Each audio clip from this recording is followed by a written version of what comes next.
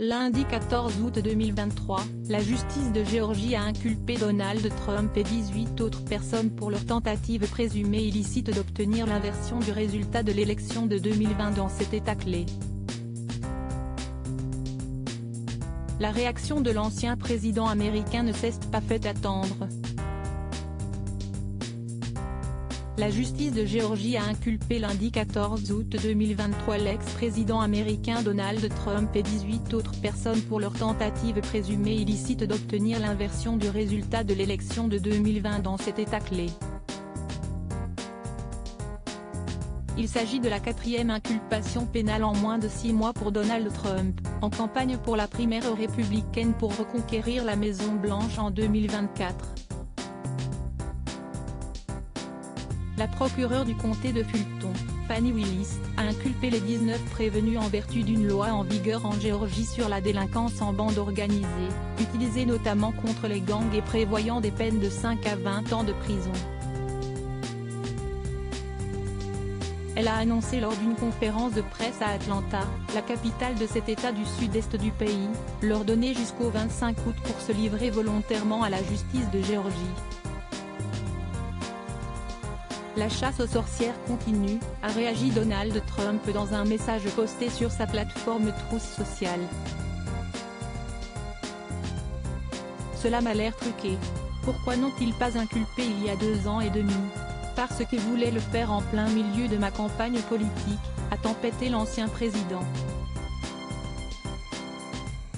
La procureure a indiqué vouloir juger les prévenus, parmi lesquels l'ancien chef de cabinet de Donald Trump, Mark Meadows, et son avocat personnel Rudy Giuliani, lors d'un même procès dans les 6 mois, mais rappelé que la date en serait fixée par le juge. L'acte d'accusation affirme qu'au lieu de se conformer au processus juridique de la Géorgie pour les contentieux électoraux, les prévenus se sont livrés à une entreprise criminelle en bande organisée pour inverser le résultat de l'élection en Géorgie, a souligné Fani Willis. Il contient au total 41 chefs d'accusation différents, dont fausses déclarations et faux documents, usurpation de fonctions publiques, faux et usage de faux, pression sur des témoins, une série de délits informatiques ou encore parjure. L'enquête a été déclenchée par un appel téléphonique en janvier 2021 de Donald Trump dont l'enregistrement a été rendu public, dans lequel il demandait à un haut responsable local de trouver les quelques 12 000 bulletins de vote à son nom qui lui manquaient pour remporter cet État. Un grand jury réuni à Atlanta a approuvé cette inculpation au terme d'une journée de déposition des témoins cités par l'accusation. Ce panel de citoyens investis de pouvoir d'enquête a été constitué par Madame Willis qui enquête depuis 2 ans sur cette affaire.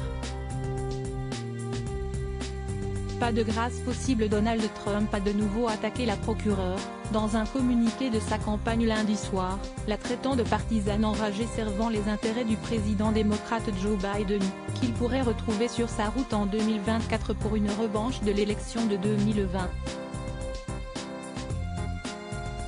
Willis a stratégiquement ralenti son enquête pour interférer au maximum avec la course à la présidentielle de 2024 et nuire à la campagne Trump dominante dans les sondages, selon ce texte.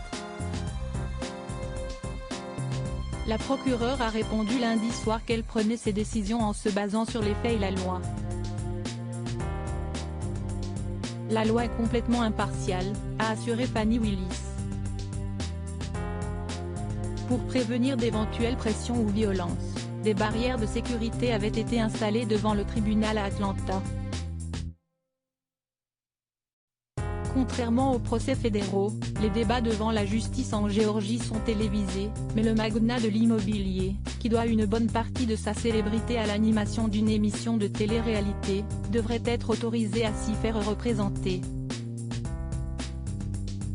Même en cas de victoire à la présidentielle en 2024, s'il est condamné, Donald Trump ne pourra ni se gracier lui-même ni obtenir l'abandon des poursuites par le bureau du procureur, puisqu'il s'agit d'une affaire au niveau de l'État de Géorgie sur laquelle l'État fédéral n'a pas autorité.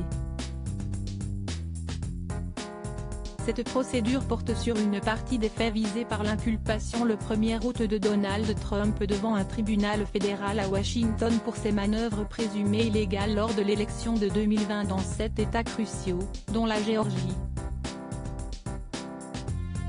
La date du procès n'a pas encore été fixée. L'ancien président, qui écrase ses adversaires dans les sondages pour la primaire républicaine, doit également être jugé en mars et en mai 2024. Il devra répondre de l'achat du silence d'une actrice de Filmix, devant la justice de l'État de New York, puis de sa présumée négligence dans la gestion de documents confidentiels, devant la justice fédérale en Floride, Sud-Est.